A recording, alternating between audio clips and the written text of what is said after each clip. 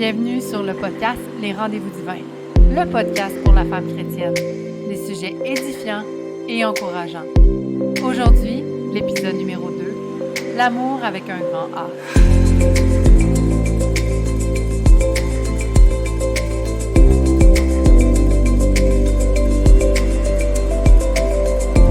Bonjour et bienvenue sur ce podcast Les Rendez-vous divins.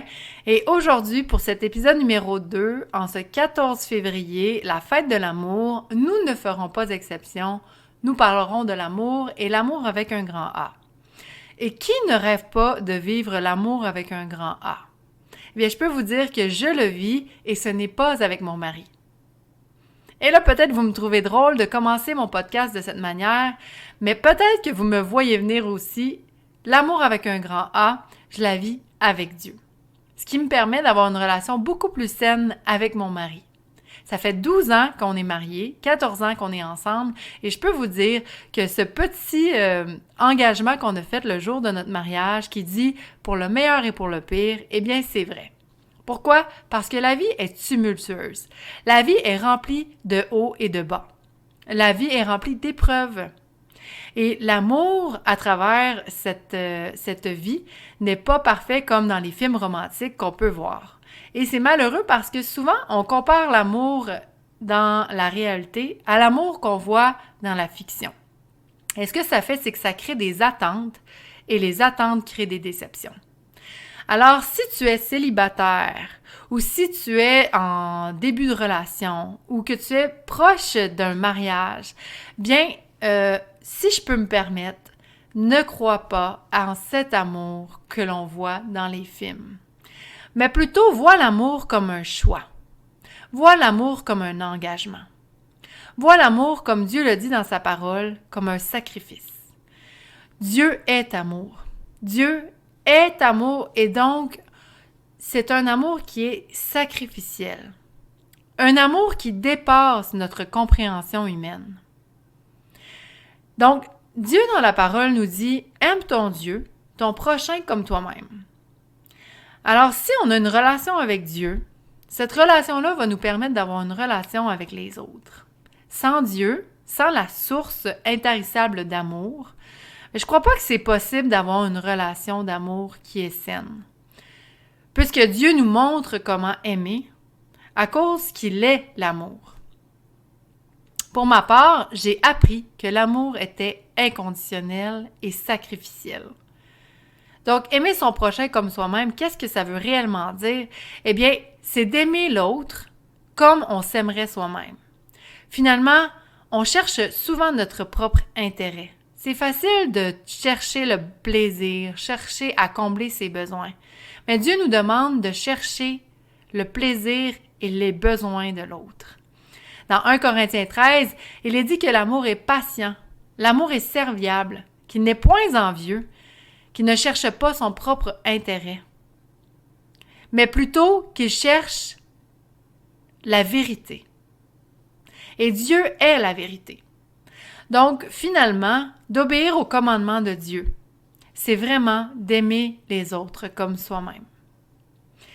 Et là, ça m'amène à vous partager quelques petites choses que j'ai découvertes au fil des dernières années qui ont vraiment aidé ma relation de couple à évoluer, à grandir. Et c'est par rapport à un verset dans la Bible qui dit « Femmes, respectez vos maris et hommes, aimez vos femmes comme Christ a aimé l'Église. » Et là, j'ai lu un livre qui s'appelle « L'amour et le respect » de Dr.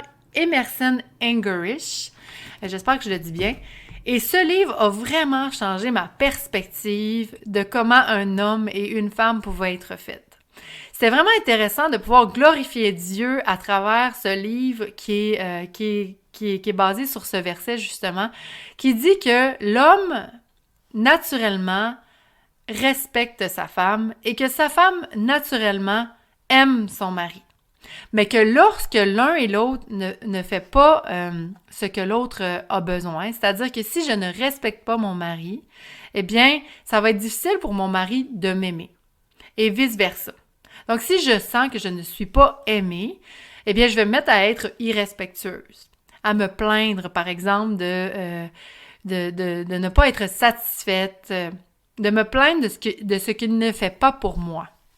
Et là, souvent, l'homme va réagir de manière à ce qu'il ne se sent pas respecté. Et évidemment, ça va mener à un genre de cercle infernal. Et c'est intéressant parce que dans le livre, il y a vraiment un petit diagramme, si je peux le dire comme ça, qui décrit bien le cercle infernal d'une relation qui n'est pas dans l'amour et le respect. Et c'est que sans amour, elle réagit sans respect.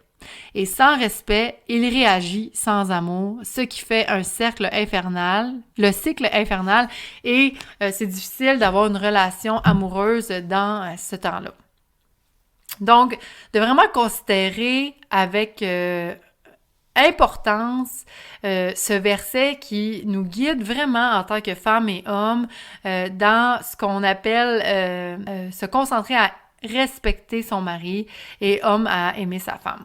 Donc, aimer les autres comme soi-même, c'est de se respecter, de s'aimer, de cultiver la bienveillance les uns envers les autres et d'imaginer que la personne devant nous mérite d'être traitée de manière respectueuse. L'amour et le respect, finalement, c'est vraiment le pilier d'une relation qui est équilibrée et qui est saine. Un autre point vraiment important que j'aimerais apporter, c'est la communication. Et là, j'ai lu un livre qui n'est pas nécessairement chrétien, mais j'ai tellement trouvé ce livre intéressant. Ça s'appelle « Les mots sont des fenêtres ou des murs ». Et c'est Marshall B. Rosenberg qui a écrit ce livre qui nous amène à communiquer ça s'appelle la communication non violente. Et c'est vraiment la manière idéale d'exprimer ses besoins dans l'amour et le respect. Et là, ce que j'ai compris vraiment de l'amour, c'est que c'est vraiment une question de besoin, de combler nos besoins. Et dans une formation que j'ai faite aussi, c'était intéressant de constater que dans l'amour, il y a la valeur. On aime être valorisé. On aime avoir de l'impact. Et aussi, on aime être respecté, d'avoir de l'intégrité. Et aussi dans l'intimité. Alors, quand on réalise que c'est vraiment juste une question de besoin, eh bien, moi, ce que j'ai vraiment trouvé incroyable là-dedans, c'est que Dieu nous a créés dans le Jardin d'Éden et c'était vraiment un endroit où nos besoins étaient parfaitement comblés. Suite au péché, là, nos besoins n'étaient plus comblés parfaitement de Dieu et on devait, par nous-mêmes, combler ces besoins-là, c'est-à-dire de cultiver la terre, ce qui n'était pas le cas avant. Là, après, c'était de combler nos besoins émotionnels puisque Dieu n'était plus dans notre présence. Et c'est vraiment intéressant de constater que finalement, on est comme des petites bêtes en manque d'amour qui cherchent à combler ses besoins de toutes les manières possibles. Et là, j'ai compris que si j'exigeais à mon conjoint de combler tous ces besoins-là, eh bien, ça serait un éternel combat. Parce que on est des êtres insatiables. On est rempli de besoins, c'est incroyable. Et donc, la source qui peut combler vraiment nos besoins, c'est vraiment Dieu. Alors, quand on a compris que c'est pas notre conjoint qui va combler ces besoins-là, et qu'on peut communiquer nos besoins, je dirais, charnels ou émotionnels sur cette terre avec notre conjoint, tout en pensant que c'est finalement Dieu qui va combler nos besoins, eh bien là, ça rend vraiment la relation plus légère, plus saine, plus agréable. Alors, c'est vraiment un deuxième point important qui est la communication. Donc, l'amour, le respect et la communication. Un autre point que j'aimerais apporter, un livre que j'ai lu, c'est Les langages de l'amour, les 5 langages de l'amour de Gary Chapman. Je ne l'ai pas présentement en ma possession, mais c'est un livre qui dit qu'il y a 5 manières d'exprimer son amour et c'est vraiment intéressant. Dans les 5 langages de l'amour, il y a les moments de qualité, les services rendus, les cadeaux, les paroles valorisantes et les touchés physiques. Et là, quand on connaît le langage d'amour de l'autre personne qui partage notre vie, et ça peut être pour nos enfants, ça peut être pour nos amis, et c'est vraiment efficace, eh bien, c'est beaucoup plus facile de remplir leur réservoir d'amour. Pour ma part, c'est les moments de qualité. Donc, si mon mari veut me faire plaisir, veut remplir mon réservoir d'amour, c'est vraiment avec des moments de qualité. Et par la suite, je suis vraiment comme une petite enfant à Noël. Je suis vraiment une petite fille comblée. Et ce que ça fait, c'est que ça crée un cercle positif qui me donne le goût de l'aimer à mon tour dans son langage d'amour et vice-versa. Et donc, s'il répond bien à mes besoins et que je fais la même chose, ça fait vraiment une relation agréable. Ensuite de ça, il y a le sexe. Et le sexe, c'est un sujet tellement personnel et tabou, mais c'est tellement important. Je trouve que c'est un cadeau donné de Dieu. C'est un privilège que l'on ne parle pas assez souvent. Et là, ça fait partie un peu des touchés physiques, mais c'est vraiment une manière de s'unir, de devenir une seule chair. Et là, je parle pas de sexe en comblant le besoin, assouvir nos besoins personnels. Parce que souvent, sexualité pour combler le besoin de l'autre. Et là, qui ne peut pas dire qu'il y a une grande différence entre la sexualité dans l'amour, c'est-à-dire que tu ressens que le partenaire recherche ton plaisir à toi et qu'il te désire et qu'il t'aime, et une sexualité dans laquelle l'autre personne vient chercher son propre plaisir. Et là, c'est vraiment là qu'on réalise l'importance de traiter nos corps comme le temple de Dieu. Parce que c'est un endroit saint, c'est un endroit où on peut explorer les cadeaux qui viennent de Dieu. Alors, je trouve que la sexualité doit être empreinte de bonnes intentions, de combler le besoin de l'autre. Et là, on expérimente vraiment quelque chose d'incroyable. Alors, aujourd'hui, en ce 14 février, pour célébrer l'amour, je pense que c'est bien de se donner des boîtes de chocolat, ou bien des fleurs, ou bien d'aller au restaurant. Mais réellement, c'est quoi célébrer l'amour? Je pense que célébrer l'amour, c'est vraiment d'exprimer notre gratitude envers Dieu et envers la personne qui partage ces moments-là, ces moments d'épreuve, ces moments de bonheur.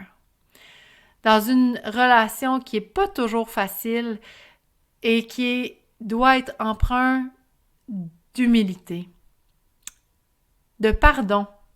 Parce que sans le pardon, on ne peut pas grandir dans la relation. Parce que nécessairement, on va blesser l'autre et on va être blessé par l'autre. Et c'est pas pour rien que Dieu nous dit de pardonner sans cesse. Parce qu'il le sait qu'on est des êtres imparfaits qui vont se blesser mutuellement. Alors moi, je vous le dis, pardonnez-vous. Soyez dans la gratitude d'être ensemble. Voyez les belles choses que Dieu a faites dans vos vies.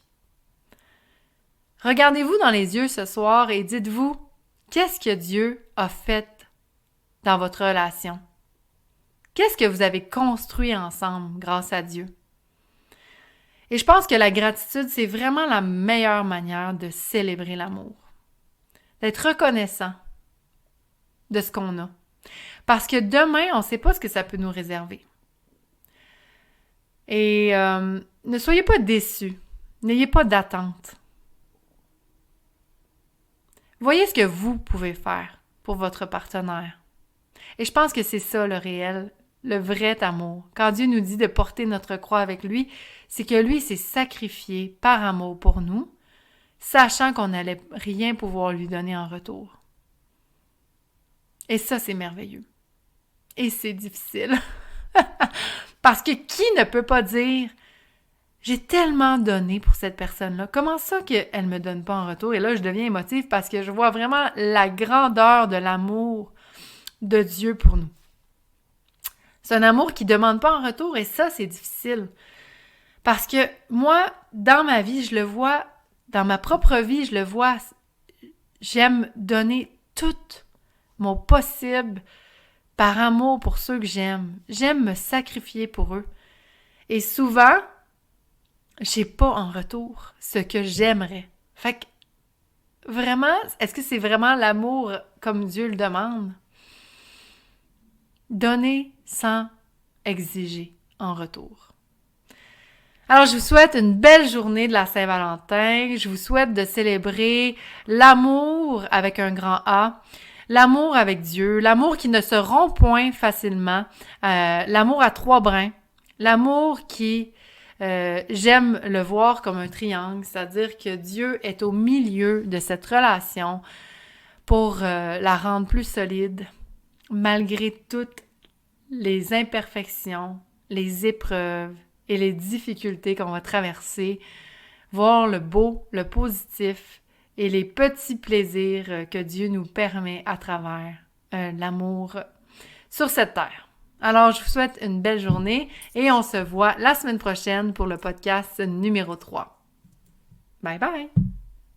Sexualité pour combler le besoin de l'autre. Et là, qui ne peut pas dire qu'il y a une grande différence entre la sexualité dans l'amour, c'est-à-dire que tu ressens que le partenaire recherche ton plaisir à toi et qu'il te désire et qu'il t'aime, et une sexualité dans laquelle l'autre personne vient chercher son propre plaisir.